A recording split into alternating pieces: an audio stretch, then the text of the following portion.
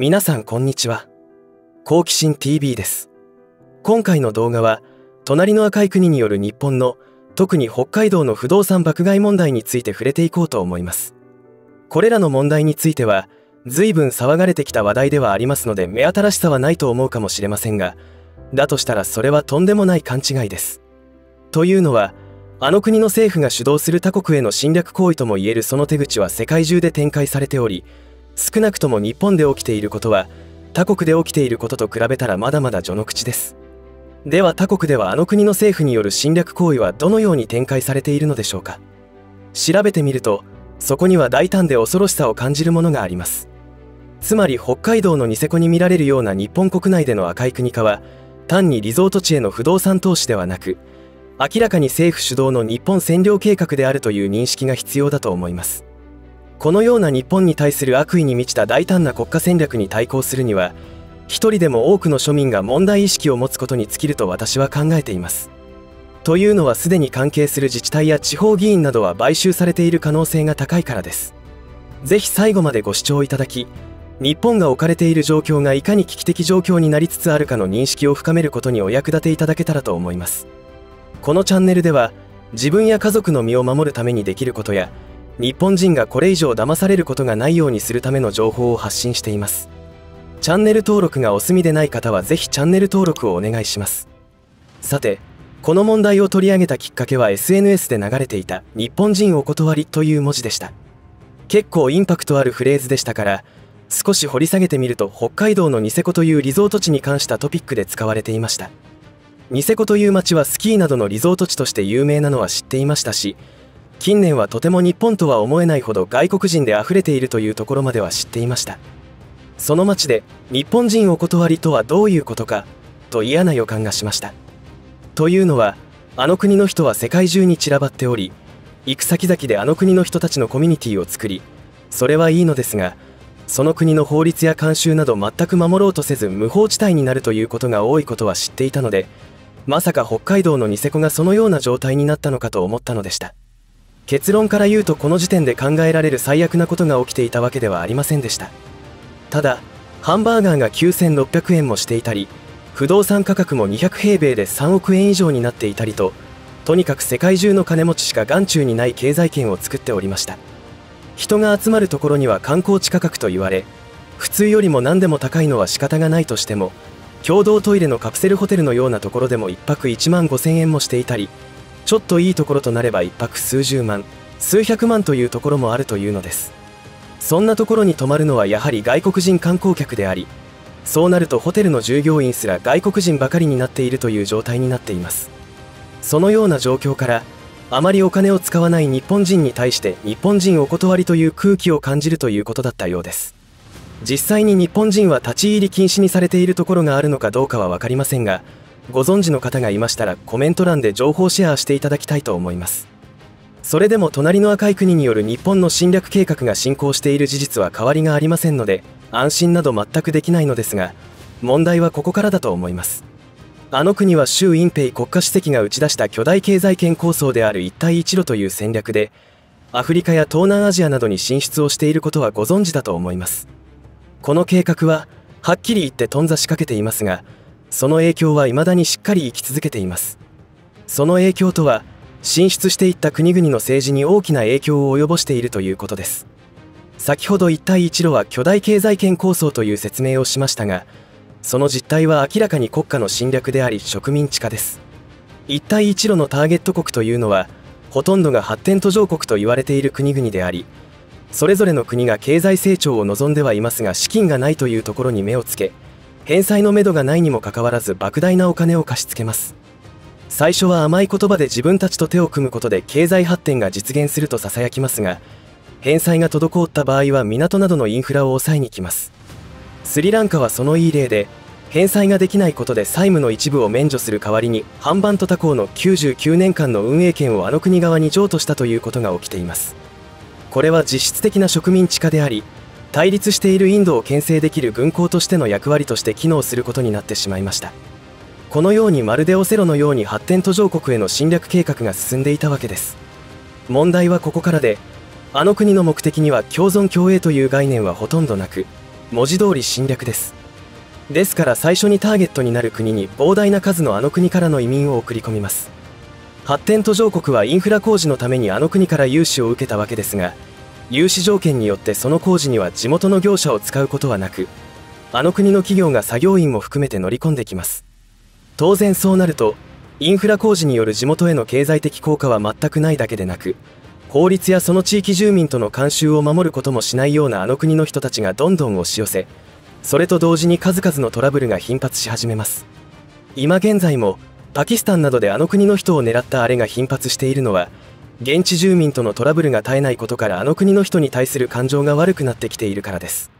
それによって日本人の多くが知らない本当に恐ろしい展開が起きているのです。どういうことかというと、先ほど言ったようにあの国が進出する先々の国々では、移住したあの国の人と現地住民とのトラブルが増え、治安が悪くなっていくわけですが、その際にあの国の人やあの国の企業の安全を守るためにということで、PMC という民間軍隊がその国に乗り込み警備を始める展開になっています。その民間軍隊は、地元のマフィアや犯罪組織からあの国の人を守るという役目を負うわけですが、実は民間軍隊に所属している者たちは人民解放軍です。装備しているのは人民解放軍と同じ仕様の装備となりますから、私たちが抱く普通の警備員というイメージからは程遠いものとなります。習近平が一帯一路をどんどん拡大しているのと同時進行で、こうした民間の軍事企業を多数設立しています。その活動範囲は世界190カ国にも及び、民間軍事企業の数は4万7000社も存在しているのです。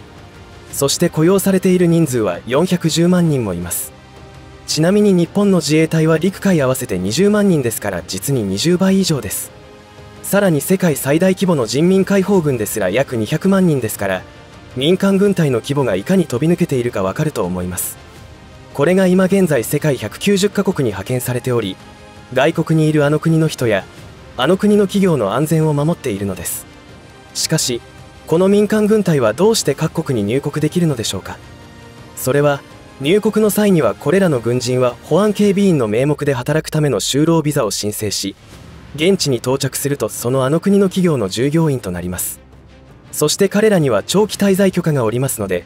実態は人民解放軍であるにもかかわらず、企業の警備員として合法的にターゲット国に住み着いていくことになります。近年あの国は国防動員法というものを制定したことで世界中が警戒を強めました。これは国家情報法と並んで恐れられている法律で、国が有事と認めた時には世界中にいるあの国の人に対してあらゆることを命令することができます。日本にいるあの国の人は80万人とも90万人とも言われていますが、これらの法律によって日本国内で一般のあの国の人が軍事活動を行う可能性があるのです。断れば本国にいる親兄弟や身内に罪が及ぶので断れないだろうと言われています。これだけでも恐ろしいこととして前の動画でも触れたことがあるのですが、今回情報シェアした民間軍隊は警備員を装った人民解放軍が世界中に存在していることになるので、かなり危機的状況にあると思います。そして話はこれだけでは終わりません。その民間軍隊はターゲット国では工作活動も主な任務となっています。どんな工作を行っているかというと、あらゆることにということになるのですが、例えば地元政治家などは買収しますし、時には武力を行使した脅迫なども行って、何も言わせないように勢力を強めていくのです。仮に現地政府が民間軍隊の実態を知り、実質的にあの国の軍隊が大量に自国に入っていることについて議会で議論したとしても、中国共産党がチャイナマネーで現地議員を買収して妨害を一掃しているそうです。そうなると当然政治にも干渉していきますから、国家主権の乗っ取りにまで発展していくことになるのでしょう。まさに戦わずして戦に勝つという兵法通りの戦略です。このような大規模な軍事行動と言ってもいいようなことが公にされてこなかったのは、その活動を慎重に静かにしていたからなのですが、ある規模になってくると誰の目から見てもその異常さに気がつくことになります。今では欧州のメディアでもその実態が放映されるようになってきましたが、日本はどうでしょうか。私は普段全くテレビや新聞を見ないので分かりませんが、日本の主要メディアでは放映されていないとしても何ら不思議ではありませんよね。さすがに中国共産党の目論見が明るみに出て、各国が警戒心を高めてきたことを受け、2023年12月に北京で公開の会議が開催されました。その会議にはあの国の政府の外交官、民間軍事企業の経営者や軍人が出席し、あの国の民間軍事企業が海外で展開している活動に関することについてテーマにされていましたが、驚くべきことにこの会議の内容は、あの国の民間軍事企業がすでに海外で強力に浸透していて、資金と武力を駆使して地元政府を制圧しているという成果を自慢する内容だったのです。つまり民間軍事企業が海外での制圧力を拡大しているということのカミングアウトだったのです。もはや隠す段階ではないと考えたのでしょうか、さらなる計画を進めることを宣言したのです。その宣言内容とは、なんと2024年からさらに海外の民間軍事企業の実行力を拡大し、中国共産党が海外でより広範囲な政治的目標を達成するという宣言でした。中国共産党が狙うターゲットというのは、鉱物資源が豊富な国で発展途上国です。幸いにも現在のあの国の経済状況や治安などの悪化は致命傷であり、それに伴い人民の不満もかつてないほどに悪化し、毎日暴動が起きています。同時に地方政府だけでなく中央政府も財政難に陥っていますから、これ以上のチャイナマネーを利用した工作活動には限界があると思います。またターゲットになっている国々では、その国の国民が中国共産党の罠に気がついて大反発が起きており、一部暴動にまで発展していますので、今後はどのような展開になるのかは不明ですが、一旦侵略を許すとその駆除には相当な犠牲が伴うことになると思います。やはり問題を大きくしているのは、大多数の庶民が決め込む無関心な態度だと思います。